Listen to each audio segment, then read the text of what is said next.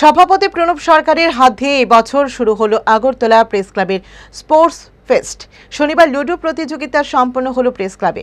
বিভিন্ন সংবাদ মাধ্যমের সাংবাদিকরা বেশ উৎসাহ নিয়েই অংশগ্রহণ করলেন এই লুডো প্রতিযোগিতায়।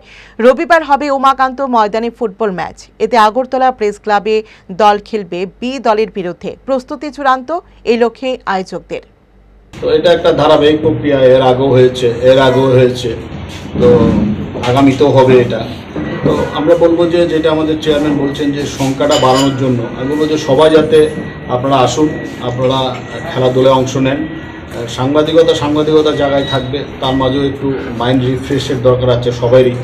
একটু খেলাধুলা করলেন সবাই মিলে, একটু আনন্দ ফুর্তি আমরা সবাই মিলে করবো।